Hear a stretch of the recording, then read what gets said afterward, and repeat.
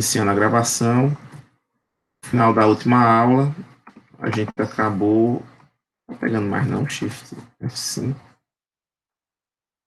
A gente acabou fazendo esses dois exercícios, dois exemplos. E eu coloquei fiz uma perguntinha no final, né? Levantando uma questão, que aqui agora eu vou ter, ao invés de uma tensão de 20 volts, 50 volts, 300 volts, eu vou ter agora uma tensão variável no tempo de 300 cosseno de 120 π vezes o tempo mais 30 graus. Como é que eu vou somar agora duas fontes de tensão?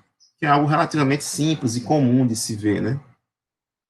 Ou duas fontes de tensão, ou duas tensões quaisquer. Então, vou somar duas tensões em resistores que estão em série, ou as tensões de uma malha. Como é que eu vou somar duas coisas nesse formato? Qual a complicação que surge, né? Não é algo simples eu somar duas tensões como essas daí. Eu vou até tentar, eu vou até... E para que isso seja possível de forma mais simples, de forma mais direta, rápida, a gente tem que acabar indo para... a gente tem que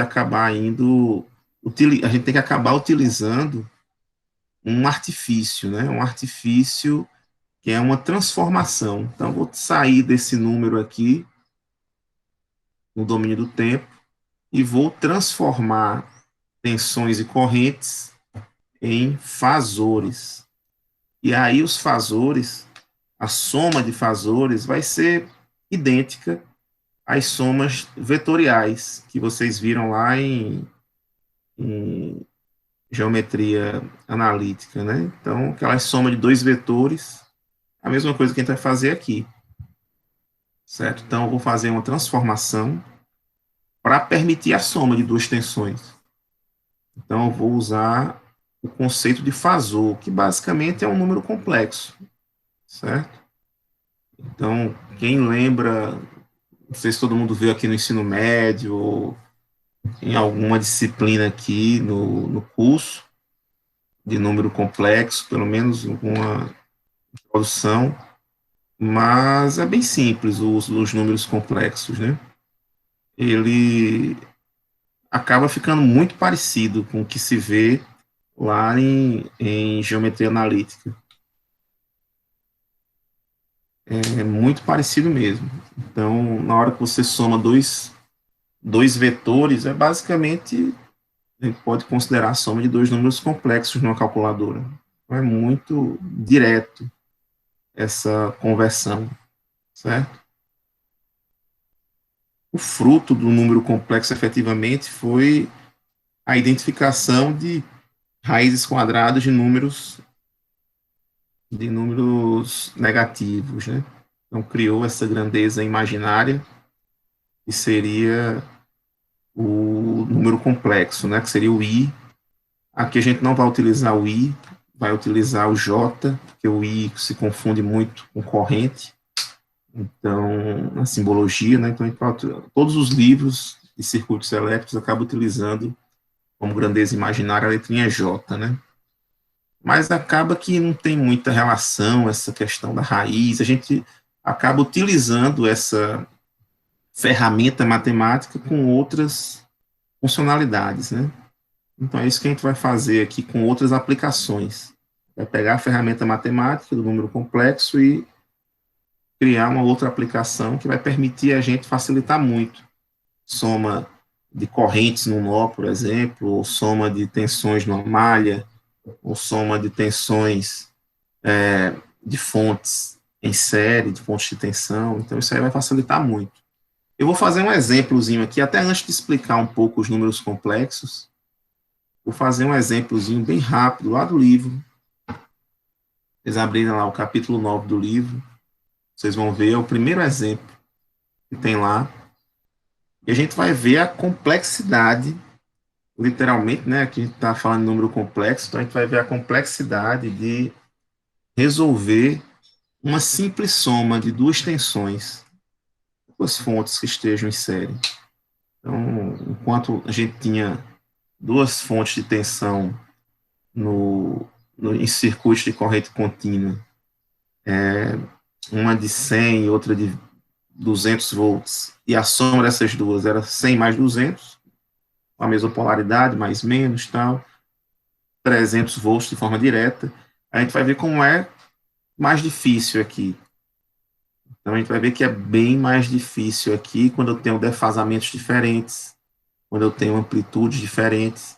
O que vai permanecer no circuito, sim, uma pergunta, uma dúvida que às vezes o pessoal tem.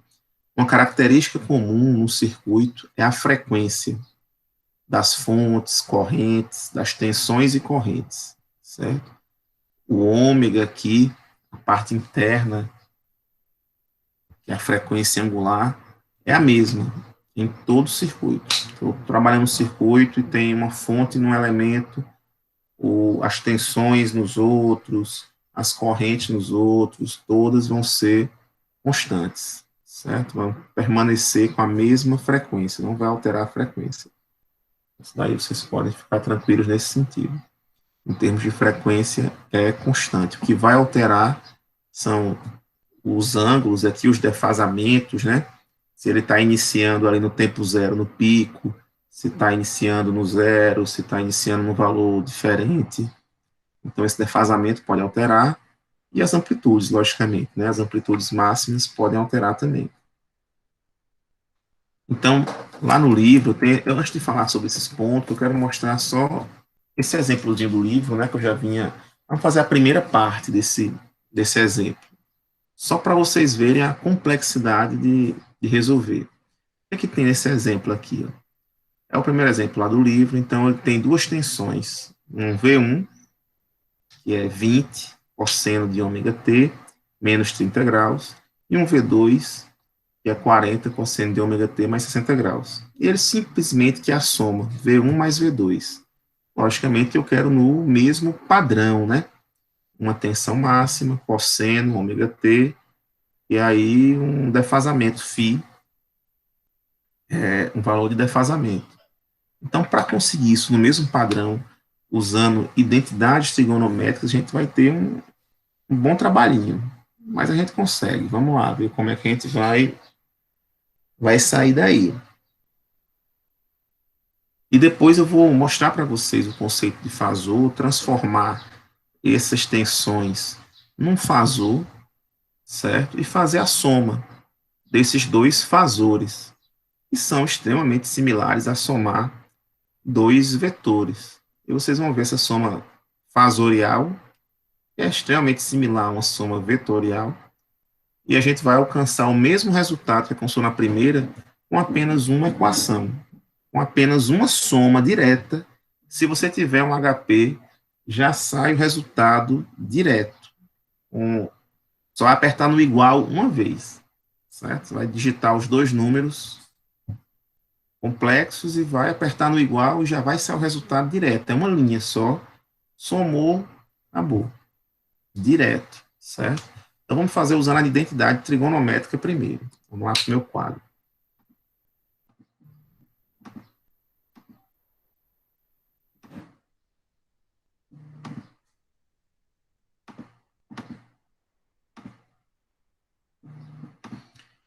Bem,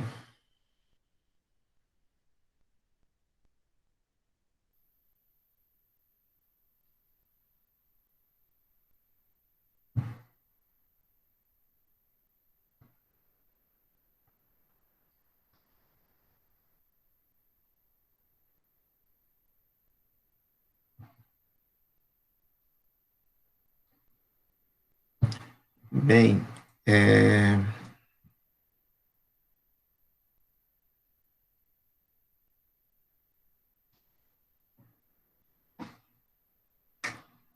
eu vou colocar aqui as tensões, né, nesse exemplo, que a gente vai ter que somar.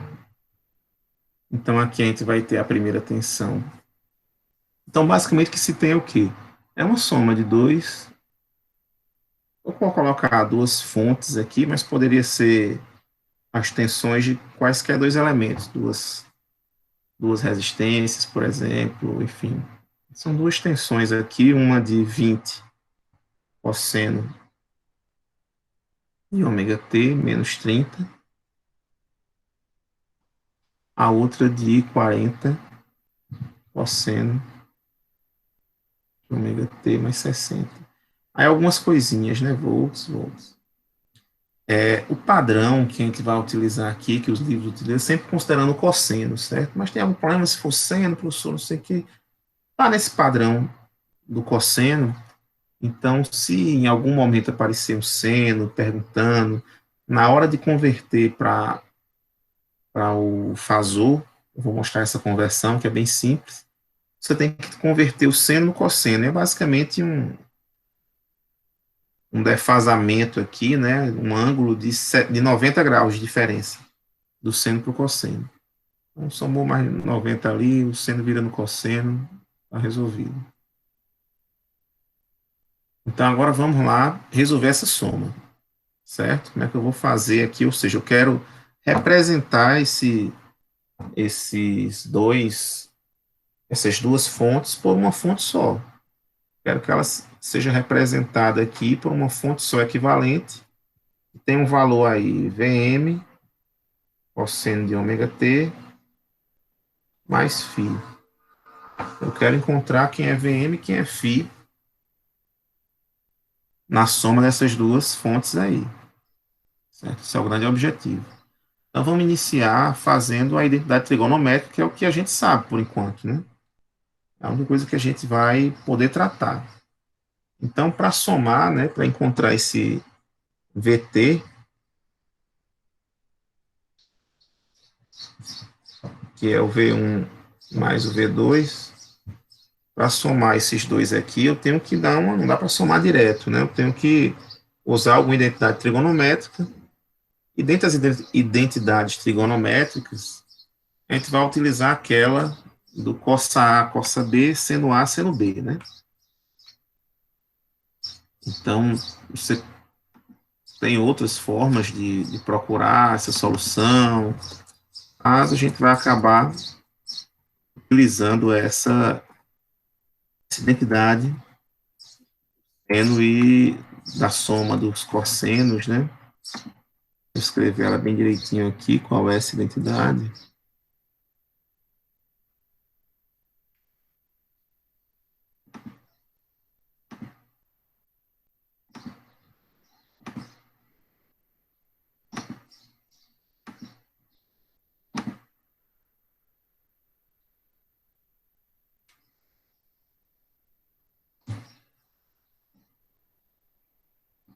Sim, eu falei somar, né? Na verdade é subtrair 90 graus para transformar o seno no cosseno. Bem, então aqui a gente vai para a nossa identidadezinha trigonométrica, que é a seguinte.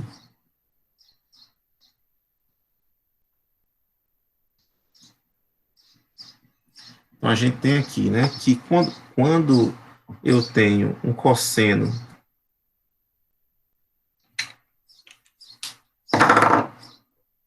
deixa eu ver se está pegando, também não. Esse aqui tá. Então, quando eu tenho cosseno de A, eu vou botar aqui mais ou menos B, certo? Esse cosseno de A mais ou menos B vai ser cosseno de A vezes cosseno de B. Aí aqui vai ser menos mais, ou seja, se for mais aqui a soma, vai ser menos. Se for menos aqui, vai ser mais, certo?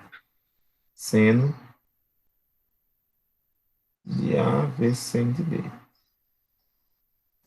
Certo? Como eu apertadinho aí, por isso que eu tive que. Opa, desculpa, tive que dar essa descidinha.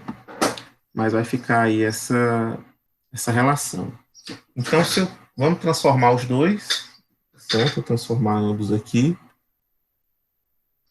o V1 e o V2. Então, meu V1 vai ser esse primeiro, né? Então, é menos aqui, o V1, né? Então, vai ser uma soma. Então, vou ficar com cosseno de ômega t. O A é meu ômega t, o B é meu 30 graus, vezes cosseno de 30.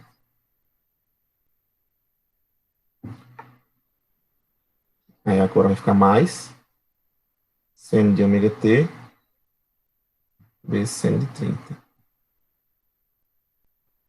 É a mesma coisa com V2, só que é mais, agora fica menos, né? Cosseno de ômega t, vezes cosseno de 60, menos seno de ômega t,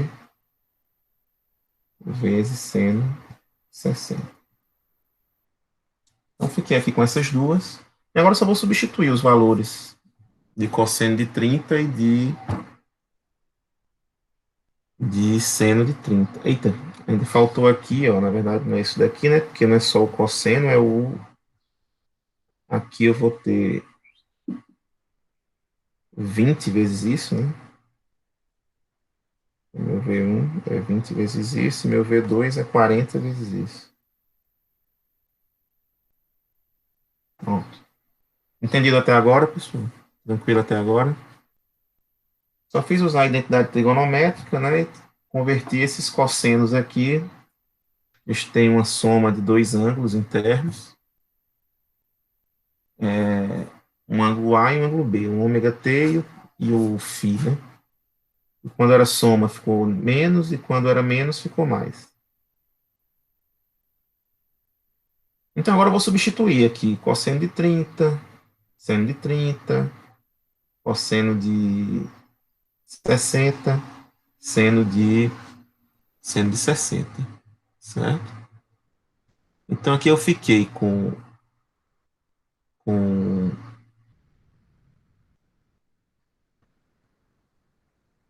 cosseno de 30. Vai ser quanto? Lembra aí quanto é o cosseno de 30?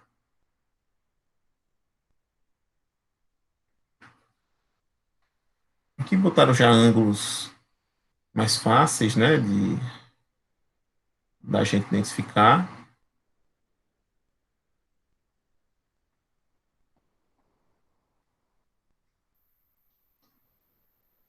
Mas aqui o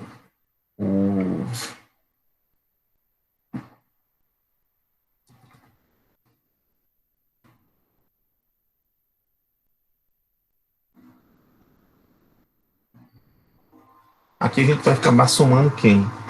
Vai ficar aqui vou colocar em evidência, né, cosseno de ômega t, e eu vou somar 20 cosseno de 30 com 40 cosseno de 60. Depois eu vou colocar em evidência o seno de ômega t. Eu vou somar 20 seno de 30 menos 40 seno de 60. Certo? Então, vou acabar fazendo essas duas somas, colocando esses elementos em evidência. Para somar aqui o V vai ser igual. Eu vou botar aqui cosseno ômega t. Vou multiplicar aqui em 20 cosseno de 30. Aí cosseno de ômega t 40 cosseno de 60. E pronto.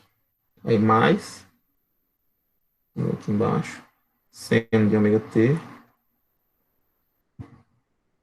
de aqui em cima, 20 seno de 30, e embaixo, menos 40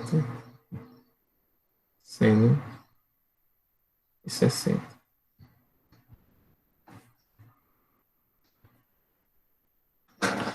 Aí colocando aqui na calculadora, essas duas somas, a gente vai ter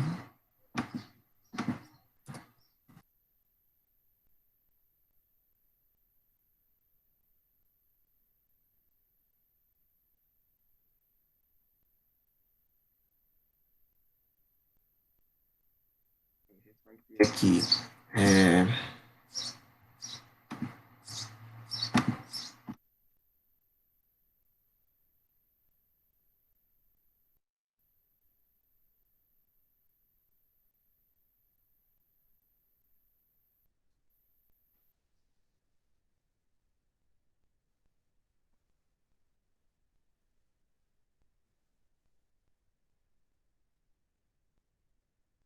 Seno de 30 tem raiz de 3 sobre 2.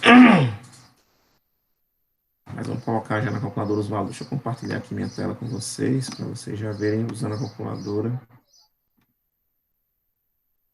O uso da calculadora vai começar a se tornar imprescindível agora, né? Usar antes, agora vai ser meio que obrigado a usar. Então, a gente vai ter aqui cosseno, primeiro algumas configurações, né? Colocar aqui em degrees. Depois a gente vai ver a importância quando começar a tratarmos dos números complexos, dos fasores, né? Dessa parte aqui, ó, do sistema de coordenadas, que está retangular. Tem outras opções, tem polar e esférico, então a gente vai utilizar só o retangular e o polar. Quando chegar mais, daqui a pouquinho vocês já vão ver isso daí. Por enquanto, deixa assim mesmo. Então, aqui eu vou somar 20 cosseno de 30 com 40. E aí o seno de 60 é meio, né? Mas vou deixar assim. Cosseno de 60, cosseno de 60. E aqui deu 37,32. Então ficou 37,32 cosseno de ômega t. E vamos ver se é mais ou menos, né? O outro. Aí o outro ficou do seno, ficou 20 seno de 30, que é meio, menos 4. Eita, faltou multiplicar aqui.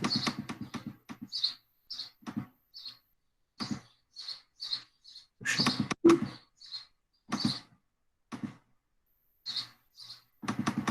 20 seno de 30, menos 40 seno de 60.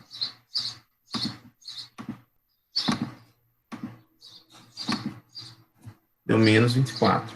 Então fica menos 24,64 seno de ômega t. Então, vamos lá para o quadro.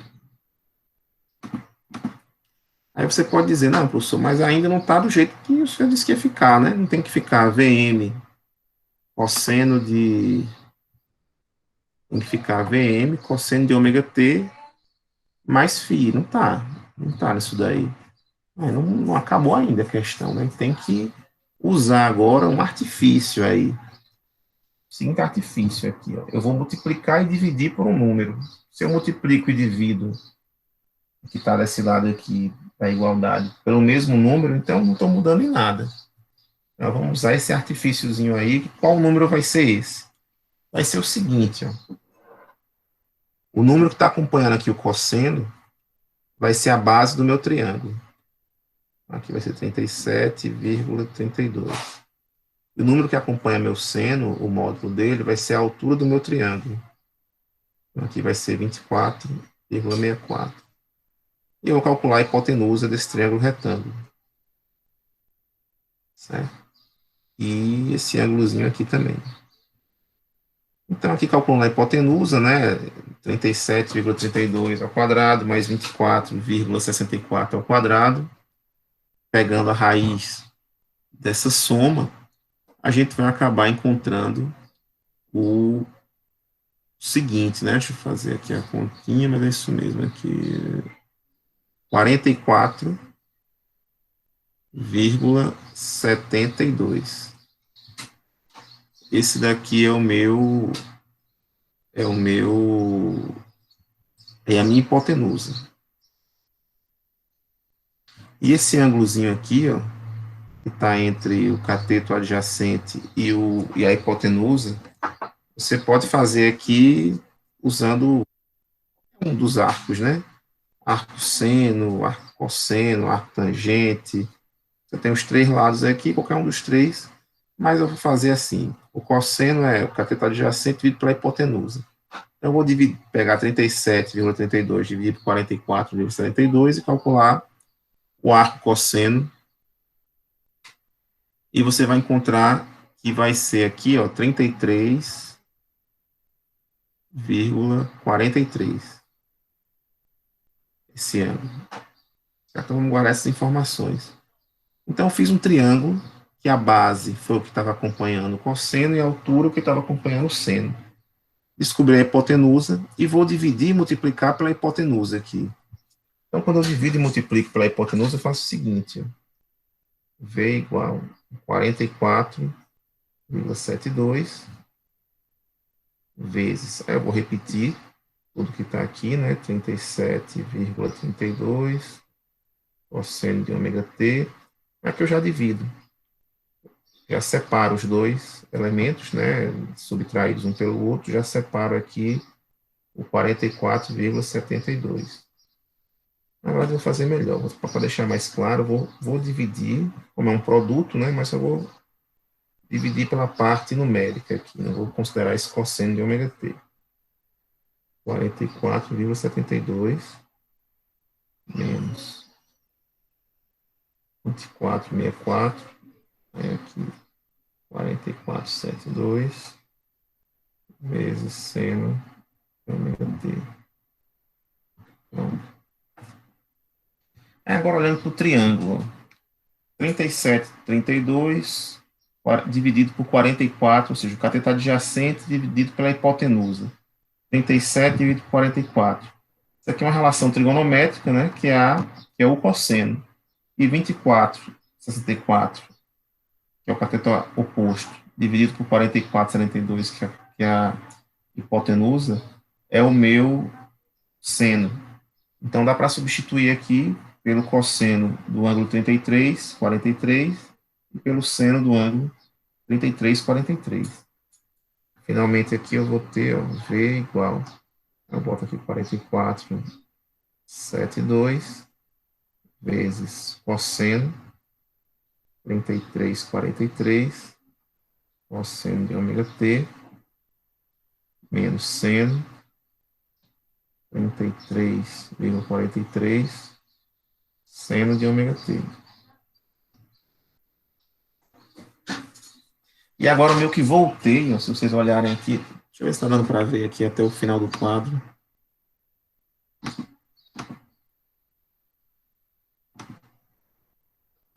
Tá no limite aqui. Então, meio que voltei para eu ter um cosseno multiplicado por outro, menos o seno multiplicado por outro de um A e de um B. Então, meio que voltei para essa igualdade trigonométrica. Então, dá para fazer a igualdade agora, cosseno A mais ou menos B, né? Se é menos aqui, vai ficar mais lá, né? Dentro dessa igualdade. Então, deixa eu apagar aqui. Deixa eu apagar aqui.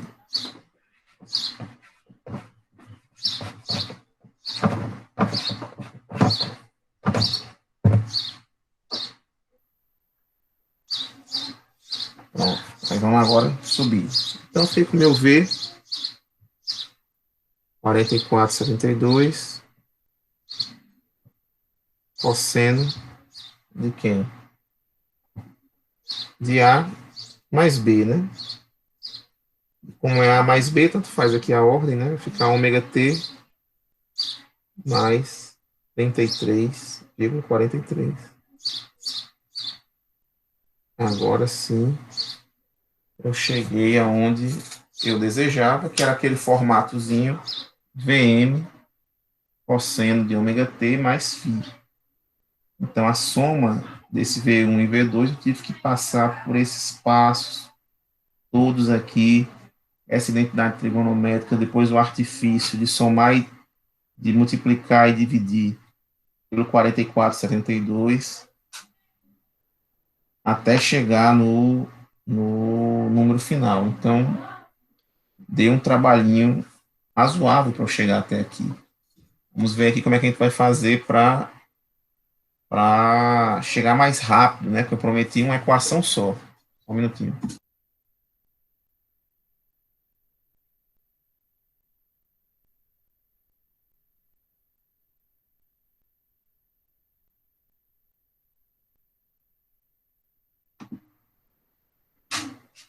Então, chegamos até esse ponto. Agora a gente vai ter que fazer a soma usando os fazores. Então, vou compartilhar aqui minha tela para vocês, para a gente ver como é que a gente vai resolver isso com soma de fazor, né?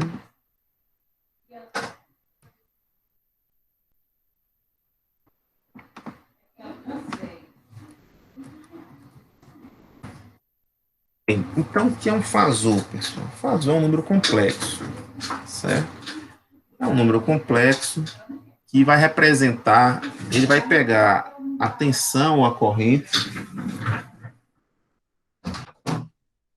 ele vai pegar a tensão ou corrente no domínio do tempo, né? Aquele que tem uma amplitude máxima, né? Um Vm ou um Im, cosseno de ômega t, aqui esse t sendo o tempo, mais um θ, um φ, enfim, mais um defasamento, e vai converter num número complexo.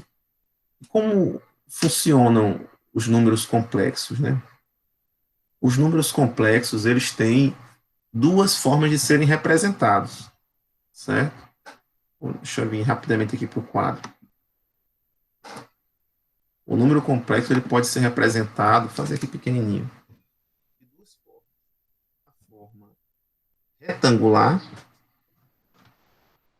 certo?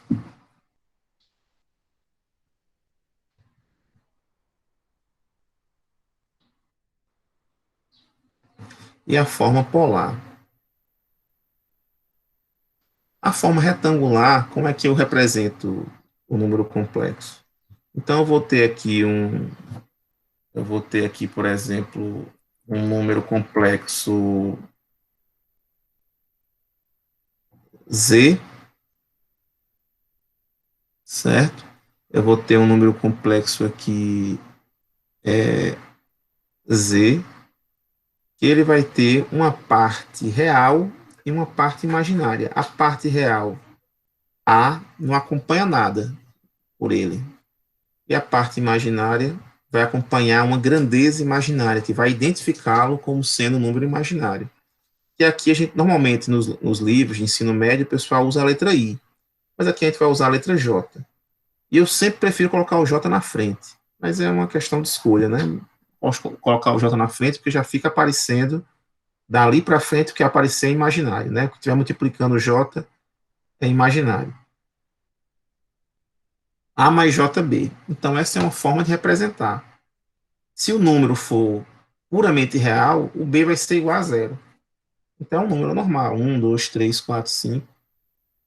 Se o número for puramente imaginário, o A é igual a zero. Então, vai ficar J1, J2, J-1, J-2. E se tiver uma parte real, uma parte imaginária, vai ter os dois diferentes de zero. Certo? E aí esse número aqui pode ser representado num, de forma gráfica também. Aí aqui vai ficar, aqui vocês vão ver como vai ficar muito parecido com um vetor. Vou pegar aqui essa partezinha, certo? Aqui que a gente não vai mais utilizar.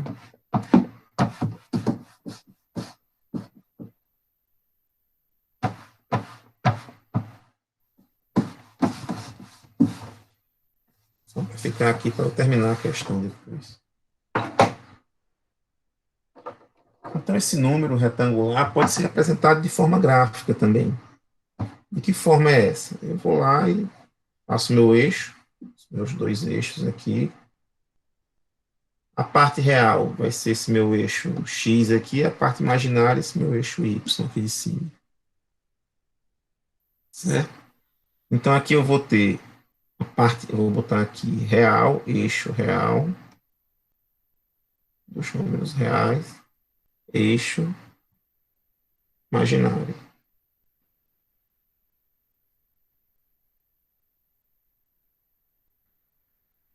Eixo real, eixo imaginário. Eixo real e eixo imaginário. Então, se eu tiver um número, por exemplo, eu vou botar aqui o Z1 é 5 só. Ou seja, 5 é um número puramente real, né? Não tem nada imaginário aqui. Então, ele só vai estar aqui, ó, 1, 2, 3, 4, 5, mais ou menos aqui, assim. É 5 no real, mais 5, dizer que o Z é igual a 5, é uma coisa que dizer que Z é 5 mais J0, né? Então, aqui é 0, esse par ordenado, 5, 0. É esse daqui. Esse aqui é meu Z1. Vou dizer que meu Z2, ele tem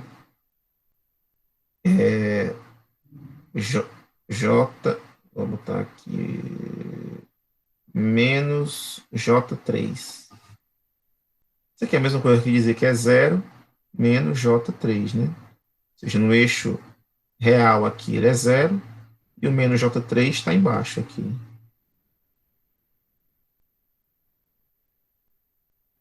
Aqui é meu Z2.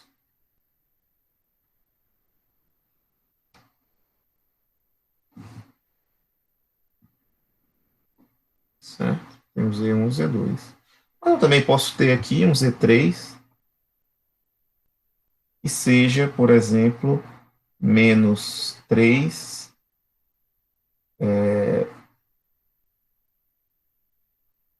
menos 3 mais J4. E aí no eixo real aqui ele é menos 3, tá aqui mais ou menos. No eixo imaginário ele é J4, tá aqui J4. E esse par aqui formou esse ponto. Tem esse pontinho aqui como resultado. Ó, menos 3 mais J4. E aqui eu tenho meu Z3. Então dá para representar esse número complexo, né? Da mesma forma que a gente representava lá os nossos pontos, né, em geometria analítica, que vocês pagaram lá no primeiro semestre. Quando eu representava um ponto, a partir de pares ordenados, eu fazia assim. Agora, um vetor, uma segunda forma de representar, que é a forma polar, vai ser representada da seguinte forma. Com a distância desse ponto para a origem, para o 0, 0, que aqui é a origem, né? A distância desse ponto para a origem, de Z1 para a origem, Z2 para a origem, Z3 para a origem.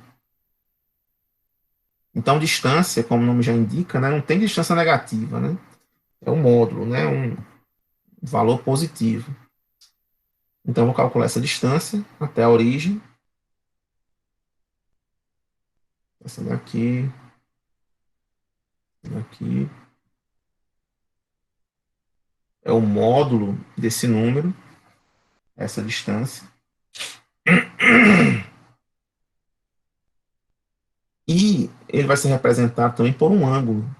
Um ângulo que vai ser feito entre essa distância, esse traço, né, que representa a distância, e a parte positiva do eixo real. Ou seja, eu vou fazer esse ângulo aqui para o Z3. O Z1 ele está em cima do eixo real positivo, então é zero esse ângulo. E o Z2 aqui, ó, vai ser esse ângulo aqui, ó. Certo? Então, a forma de representar no formato polar vai ser a seguinte: o mesmo número Z, ele vai poder ser representado pelo módulo dele, certo? No caso, o módulo é sempre um número positivo.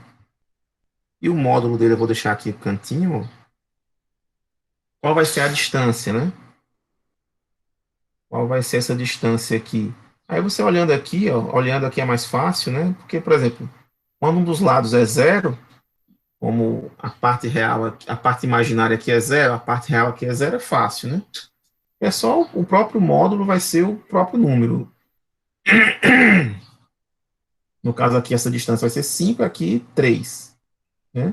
Agora, quando os dois são diferentes de zero, eu faço um triângulo retângulo aqui, né? É só descobrir quem é a hipotenusa. Então, na prática aqui, esse módulo desses números vai ser a ao quadrado mais b ao quadrado. Esse daí é o módulo desse número z, né? É a hipotenusa desse triângulo. Nesse caso aqui, formado entre 3 e base 3, altura 4. Então, fez isso daí, você tem um módulo. E para descobrir esse ângulo, como é que a gente faz? Para descobrir esse ângulo formado aqui, né? Aí eu vou usar, você pode utilizar aí um arco tangente, né? Eu não conheço A e B, aí pode ficar aqui, por exemplo, se eu tenho A e B aqui no triângulo,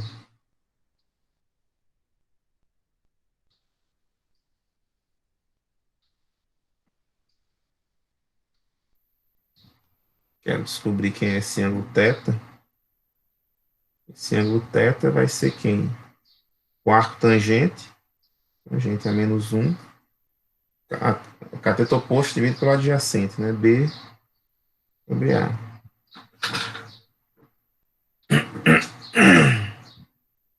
Então, a outra forma de representar o mesmo número complexo é o módulo. Aí faz esse símbolozinho para dizer que é o ângulo, né? E o ângulo dele com a parte real do número, certo? A gente descobre dividindo, colocando o arco tangente de B sobre A. Então é assim que a gente vai determinar o nosso número complexo.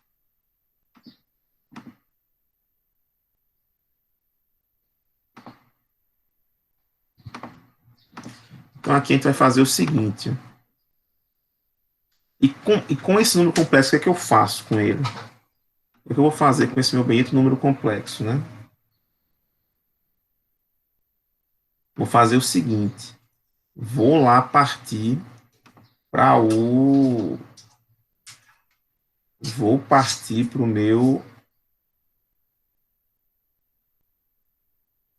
Vou partir aqui, ó.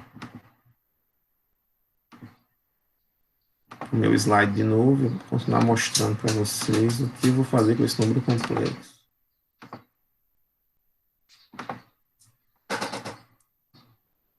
Explicação que eu tinha feito, né?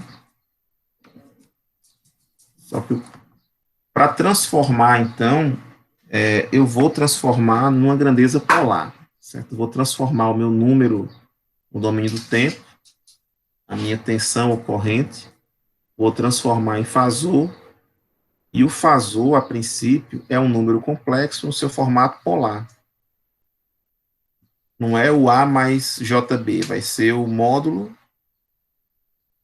a fase e o ângulo θ.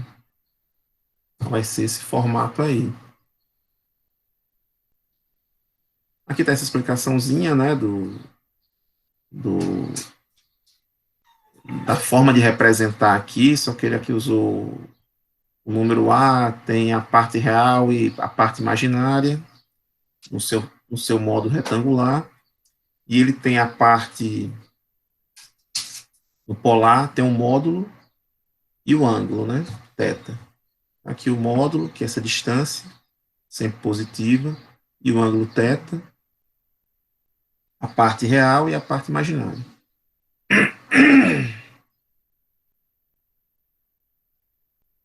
E aqui as formas de, caso eu tenha em uma, eu consigo encontrar outra, né?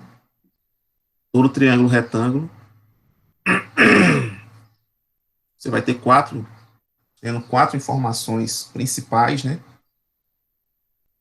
Que são o cateto oposto, o adjacente, a hipotenusa e o ângulo,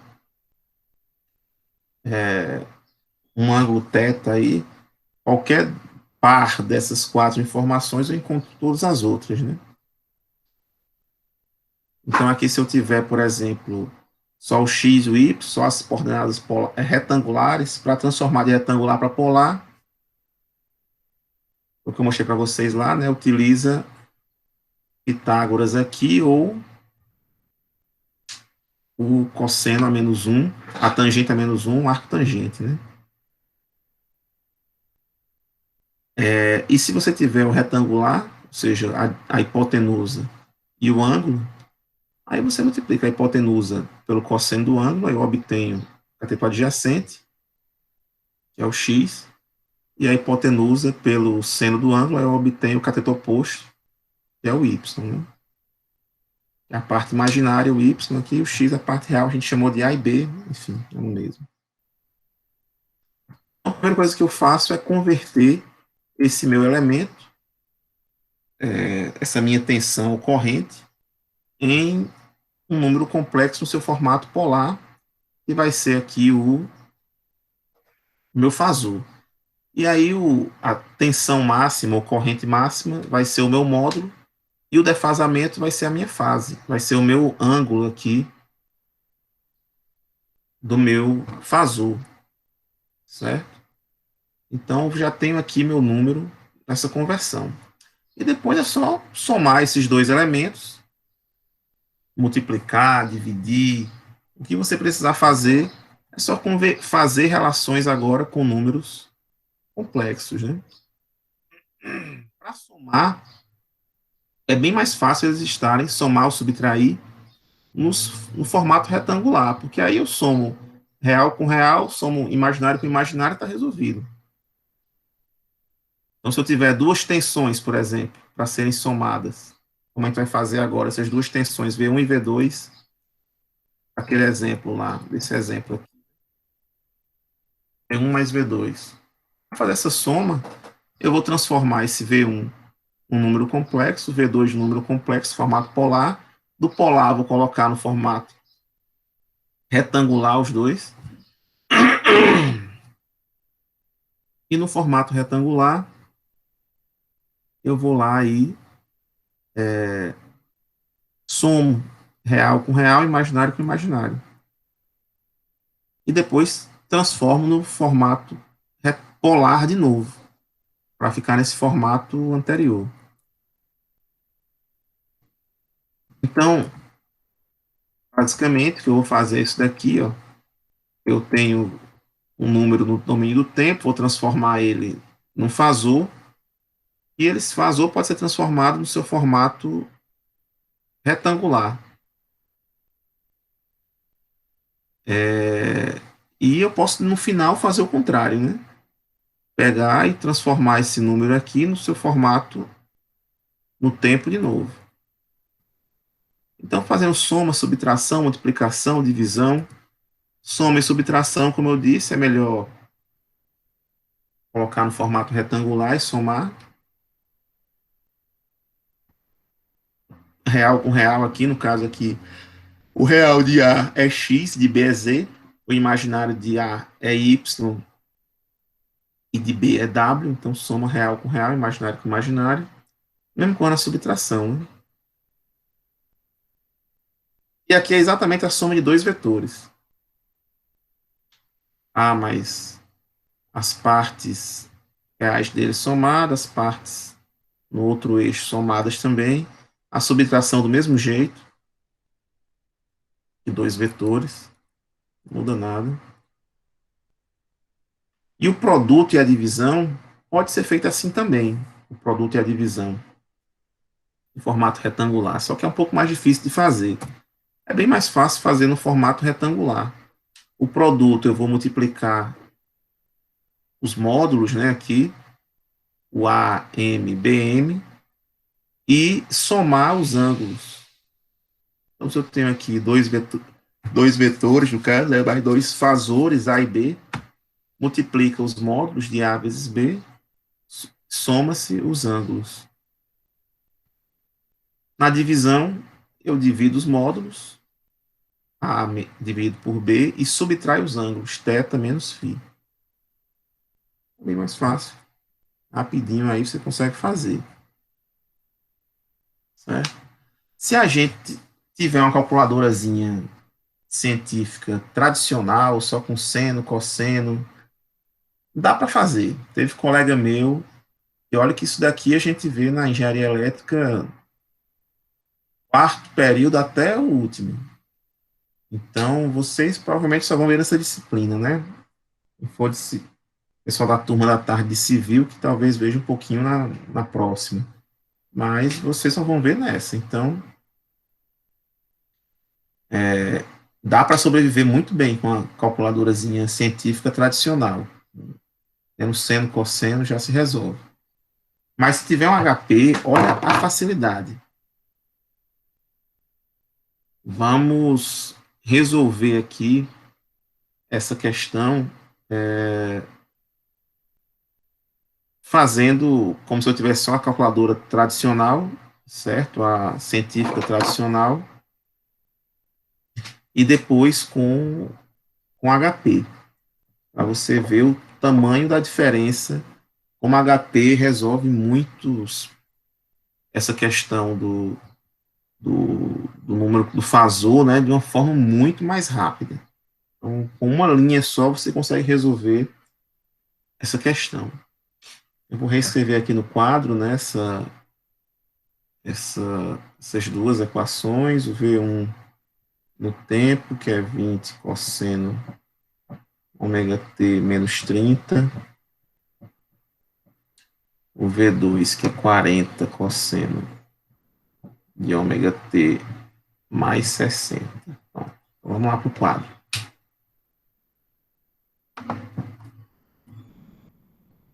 Então, aqui, pessoal, a gente tem. Primeiro, eu vou converter, né? Vou converter esse V1 e esse V2 em fasores.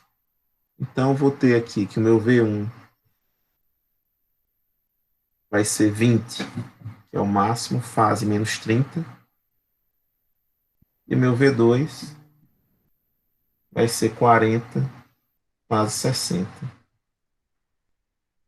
Então, tenho aí V1 e V2. 20 menos 30, 40, 60. Certo? E aí eu quero somar, né? Para somar assim não dá, fica meio. Não dá para somar esses dois elementos, né? Dá até para enxergá-los aqui, ó. Vou tirar esses exemplos aqui, botar aproximadamente eles aqui.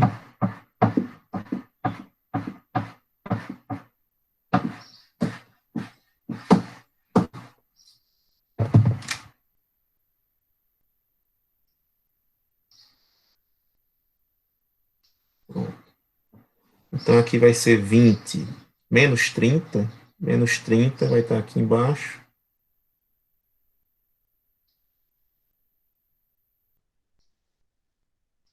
E aqui tem 20.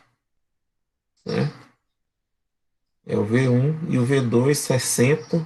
Está mais ou menos por aqui. 40, né?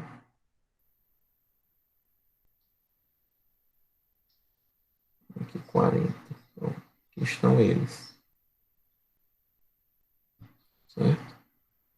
Então ele aqui vai ter uma parte real, o 30 também tem uma parte real, e ele vai ter uma parte imaginária, e vai ter uma parte imaginária. Então já deu para ver aqui, mais ou menos, né? Que a parte real dos dois vai ser positiva, né? A parte real dos dois aqui, ó, positivo, positivo. E a parte imaginária desse de menos 30 aqui vai ser negativa, e do de 60 vai ser positiva, né? Então já dá para vislumbrar isso. E aí é só substituir aquelas, fazer por aquelas equações, né? Vou pegar a hipotenusa, é o meu módulo, multiplicar pelo cosseno do ângulo, eu obtenho a parte real. Multiplica pelo seno do ângulo, eu obtenho a parte imaginária. Então, eu vou fazer isso aqui. O V1, se fizer 20 vezes o cosseno, não, isso, o cosseno de menos 30. Então, 20 vezes o cosseno de menos 30,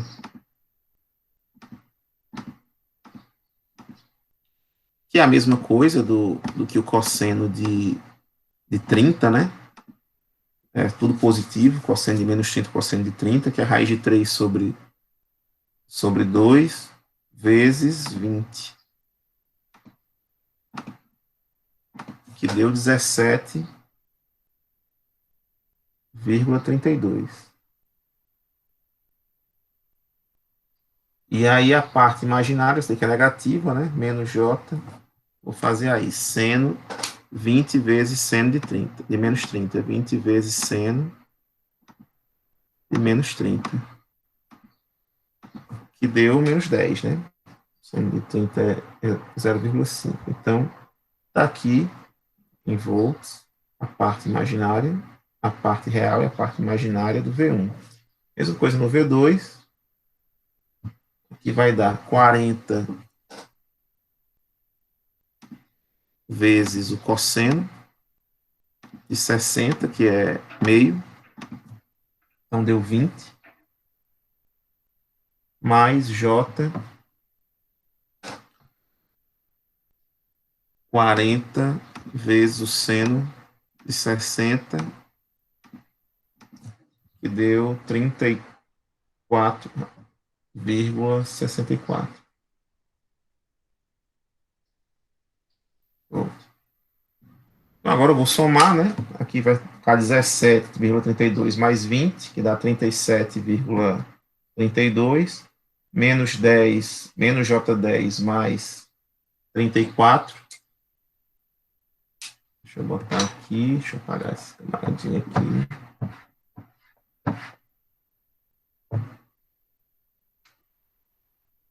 V1 mais V2 igual, deu 37,32 mais J 24,64, né?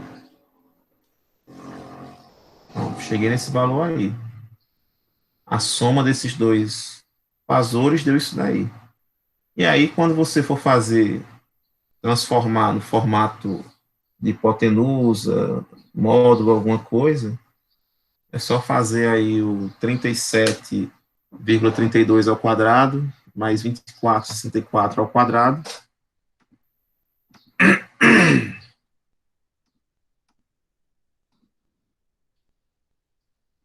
E vocês vão ver que a gente vai chegar nesse mesmo 44,72.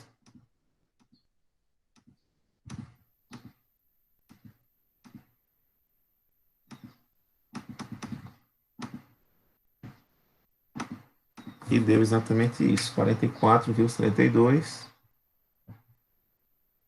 E a fase, fazendo um arco tangente aí de 24,64 dividido por 37,32, vai dar justamente 33,43.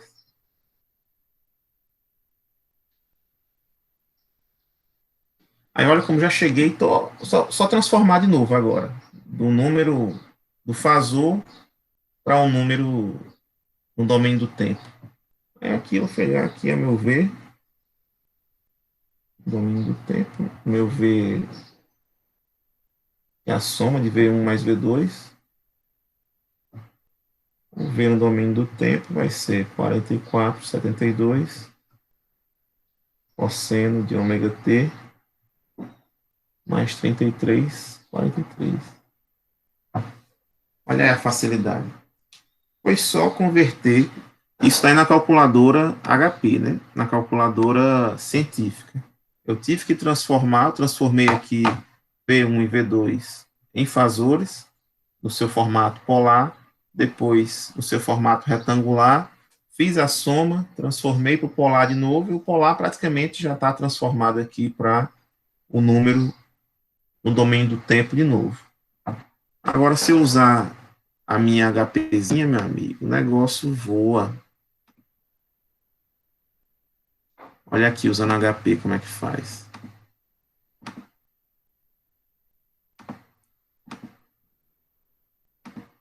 A HP, ela já pede naturalmente que você use, que você faça contas no domínio, no formato polar, direto. Então, aqui, ó, você pode estar na configuração, opa, tá em grau já, né? Tem as duas, tem três opções, esférico, a gente acaba não usando o esférico, mas tem retangular e polar. Se eu pegar e colocar um número no formato retangular, 5, aí vírgula, essa vírgula vermelhinha aqui, ó, em cima do espaço, laranja, na verdade, né? Pronto, eu vou colocar aquele triângulo 3, 4, 5, para a gente saber os valores, né? Que tem base 3, altura 4 e hipotenusa 5. Para dar o valor que a gente já espera. 3, 4. E aí vai dar o módulo 5 com um ângulo, não lembro o ângulo agora. Pronto. 3 e 4. Certo? Ele entrou sabendo que aqui a parte real é 3 e a parte imaginária é 4. Se eu chegar aqui no modo e colocar polar, colocar para ele apresentar o resultado no formato polar, ele já faz essa conta direto para mim. Ó. É 5 de módulo de hipotenusa e o ângulo de 53,13. De cara ele já dá. Tem um outro triângulo bem famoso, aquele que tem o ângulo de 36,34, eu acho. Todo exemplozinho, toda tarefinha lá de geometria. Quem lembra aquele triângulo? Eu acho que é 4, 36, não lembro agora, depois eu vejo esse exemplo. Mas enfim, qualquer triângulo. Agora, se eu quiser entrar com os dados, aí eu vou entrar assim, para a calculadora entender que eu estou entrando com um número complexo, né? Eu vou colocar aqui, mesmo colocando 3 e 4, 3,4 e dando um entrar, como ele está no formato polar, que é esse R, fase Z, ele nem aparece o 3 e 4, ele já transforma direto para o formato polar. Se tivesse no formato retangular, não, ele apareceria, ó, já vai converter tudo que está na tela para o formato retangular, 3 e 4. Certo? Então, para entrar os dados no formato retangular, eu boto parêntese, que é branco menos, para pegar esse parêntese aqui, e digito os números, né? 5,3. Aí ele vai e entra. Para entrar com os números no formato retangular, polar, aliás, eu venho aqui, ó, e vou entrar da seguinte forma. Eu vou colocar o módulo, certo? Pronto, nesse exemplo aqui, né? Vou colocar o módulo 20 e a fase menos 30 graus. Já está em degrees aqui, já está em graus.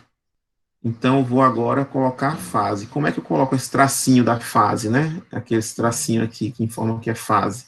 Eu vou alfa, vou laranja. Aí você vê que opa, não foi o laranja. Pronto. Aí você vê aqui, ó, que foi o alfa e foi o laranja, a setinha para a direita. Então, as duas setadas simultaneamente. E vou no 6.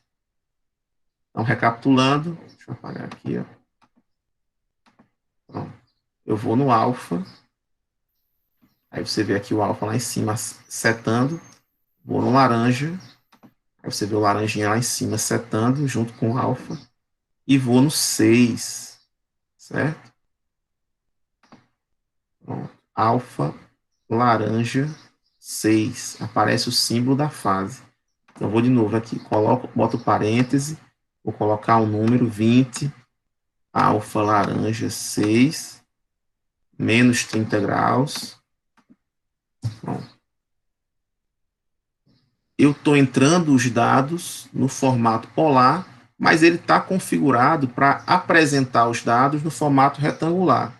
Então, na hora que eu der o Enter aqui, não vai aparecer 20, fase menos 30. Vai aparecer já a conversão do 20 fase menos 30 no formato retangular. Que a gente fez aqui deu 17,32 menos 10, menos J10, né?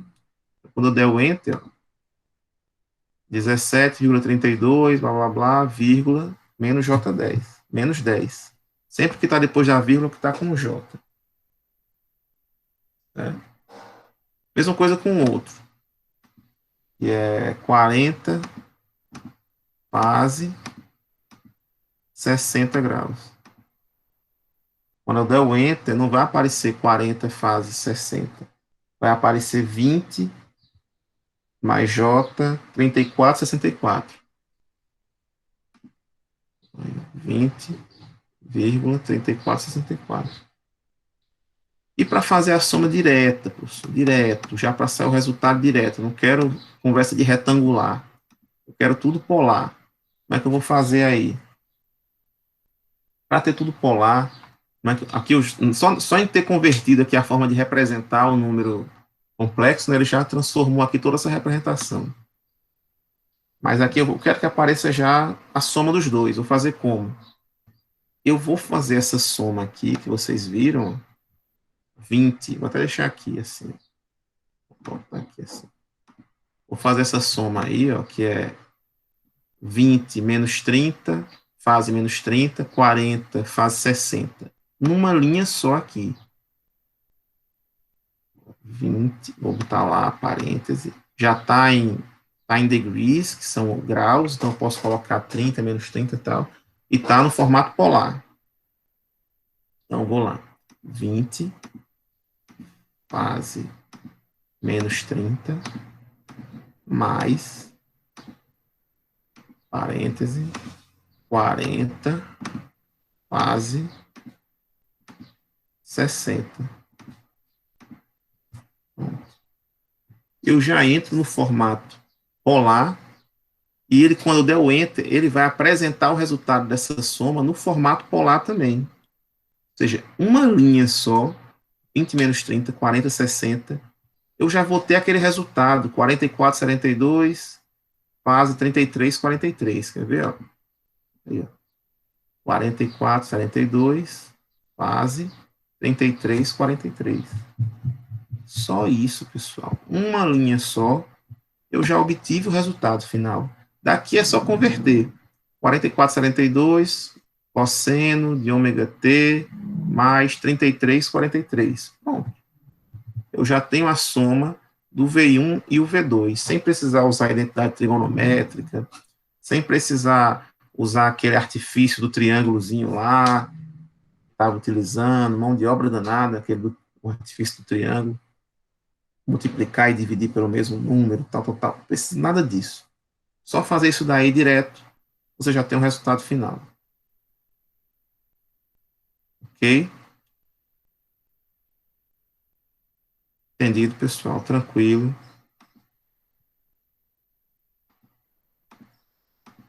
Quero que vocês me falem aí o que, é que vocês sentiram, se é muito complicado, são muitos conceitos novos, tem que ser exercitado.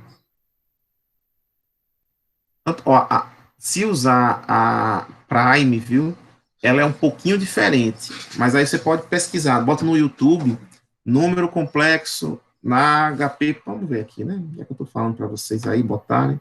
Mas se os meninos das turmas anteriores, a gente procurou, encontrou no Google.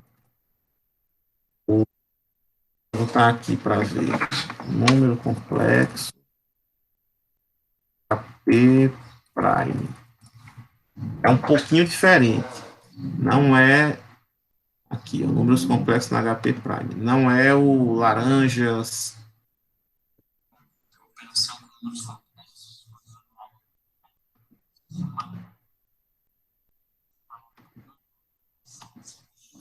Enfim, você bota aqui. Vocês não estão ouvindo, não, né? Eu tinha que compartilhar de outro jeito. Mas ele vai explicar aqui.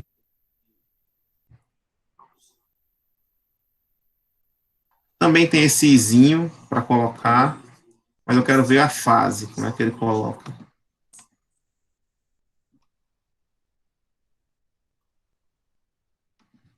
Enfim, dá uma olhadinha um pouquinho diferente da HP. Se você quiser dar uma olhada nesse vídeo aqui, eu vou até colocar esse vídeo aqui no chat, caso você tenha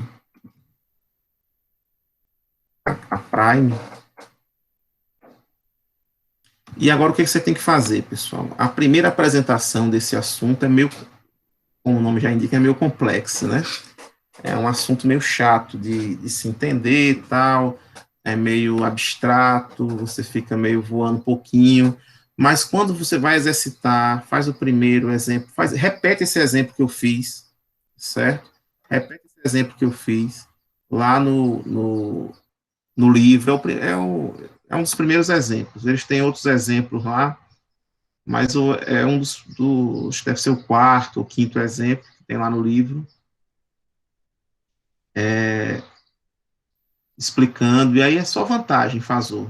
Fazor é só vantagem. Você vai ver que não vai ter, só vai trazer facilidades na nossa vida usar os fazores, certo? Então não vai ter muito problema, vai facilitar muito para a gente usar os fazores, principalmente quando a gente for começar a tratar de outras contas mais complexas, né?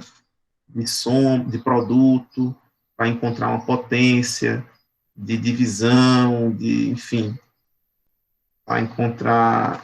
E depois a gente vai ver agora outros conceitos diferentes que a gente não tinha visto ainda, que a gente só tinha visto resistência até agora, né? Só viu resistência até agora.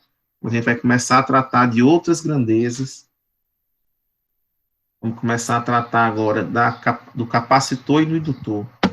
Então, capacitâncias e indutâncias em sistemas de corrente alternada têm um comportamento bem diferente, certo? Então, eles vão causar alguns impactos nas tensões e nas correntes, quando submetidos a essas grandezas elétricas. Então, na próxima aula a gente já vai ver esse impacto que ele vai causar.